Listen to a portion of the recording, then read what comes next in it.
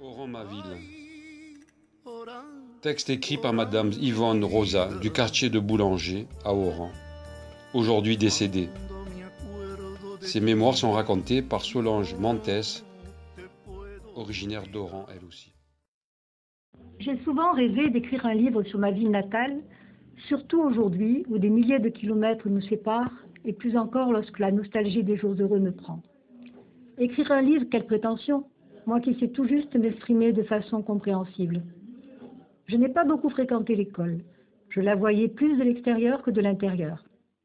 Avant tout, il m'a fallu apprendre à parler le français et ensuite j'ai appris ce que j'ai pu. En somme, je suis une autodidacte. C'est à Oran que je suis née, dans cette ville d'Afrique du Nord. Cela fera bientôt 72 ans. Issue de parents pieds noirs, de souche espagnole et la benjamine de 6 enfants, j'y ai vécu 26 ans. Cela paraît beaucoup et pourtant c'est si peu. Ma ville, comment vous la décrire? Imaginons que l'on accoste dans le port d'Oran. D'abord, on est aveuglé par un soleil éclatant. Puis, petit à petit, on se fait à cette clarté. On ouvre les yeux tout doucement et l'on aperçoit une ville tout écrasée de bleu. Le ciel et la mer se confondent dans un bleu uniforme et ma ville est là, devant nous, étalée au pied du massif montagneux du Mudajo. Les Oranais l'appellent aussi la montagne de Santa Cruz. Ma ville a poussé un peu dans tous les sens, au gré de la fantaisie de chacun. Ces maisons de style hispano-arabe nous font rêver au flamenco. Leurs balcons en fer forgé et leur patio nous invitent au farniente, au bavardage aussi. Oran, c'est un peu la tour de Babel. On y parle plusieurs langues. Le français, l'espagnol, l'arabe, l'italien. Et ce mélange a fait un patois pied noir que l'on appelle le patawet, ce qui, en définitive, fait qu'on ne sait pas parler aucune de ces langues correctement. Dans ma vie, j'étais heureuse. C'était une ville gaie, vivante, tout le monde était heureux. L'envie de rire et de chanter nous prenait pour un oui ou pour un non. Il est vrai que le sang espagnol coulait dans les veines de la population oranaise. À Pâques, la tradition voulait que tous les Oranais partent dans la nature, fêter ce jour et manger le gâteau pascal, la mouna. Ce gâteau, une espèce de brioche plus compacte, était fait uniquement pour les fêtes de Pâques. Le reste de l'année, il disparaissait de la circulation. Autre tradition, le jour de l'Ascension, c'était un pèlerinage jusqu'au sommet de la montagne de Santa Cruz. Une chapelle y est construite. Pour les croyants, c'est cette statue qui fit partir l'épidémie de choléra dans la mer, et c'est pourquoi tous les ans, il se faisait un pèlerinage. Certaines personnes montaient même un peu à genoux.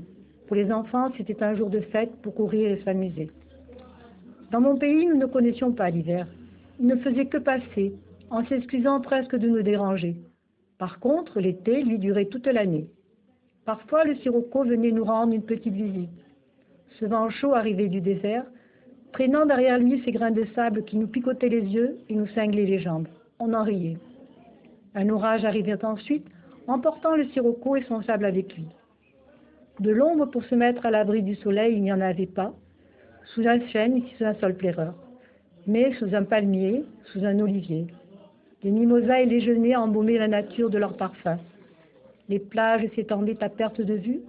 Ce n'étaient pas des plages, mais une plage à l'infini, inondée de soleil et de bleu. Le soir, nous vivions à l'heure espagnole. On se couchait très tard. Nous passions nos soirées assises sur le pas de la porte ou sur le trottoir. On prenait le frais, les aînés racontaient des histoires, les enfants jouaient et le temps s'écoulait heureux. Puis survient la guerre, cette guerre d'Algérie emportant avec elle joie, rire et jours heureux. Ma ville, je l'ai quittée, avec des larmes plein les yeux. Ce jour-là, le bateau lui tournait le dos. Je la voyais disparaître derrière un voile. Il ne restait que l'azur du ciel et de la mer. Je sais que je ne la verrai jamais. Parfois, lorsque je me promène dans les rues de Paris, sous un ciel gris et triste et à en pleurer, et que soudain j'entends un accent chantant venu de l'autre côté de la mer, tout s'illumine. Je ferme un instant les yeux et je me dis, là, ça sent mon pays. Il y a comme une petite pointe d'ail et d'arômes sauvages.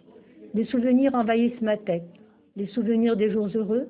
Alors je me secoue, je reprends conscience et je me retrouve dans les rues de Paris, où la vie continue, une vie de routine, monotone, sans éclat de rire, sans rien.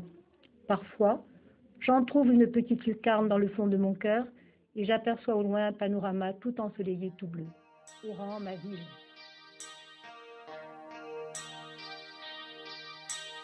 Même s'il y a toujours mon village où les enfants du 15e âge sautaient les feux de la Saint-Jean.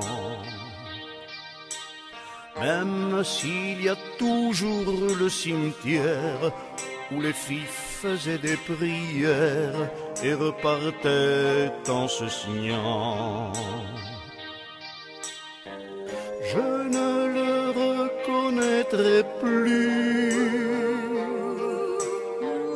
Ils ont changé le nom des rues. Je viens d'un pays qui n'existe plus. Je viens d'un paradis perdu. Même s'il y a toujours mon école où j'ai vécu des années folles lorsque j'étais adolescent. Même s'il y a toujours les arcades pleines des odeurs de grenades et des cris des manifestants.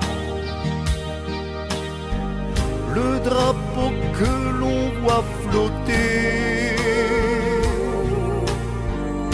il n'a plus les mêmes reflets. Je viens d'un pays qui n'existe plus. Je viens d'un paradis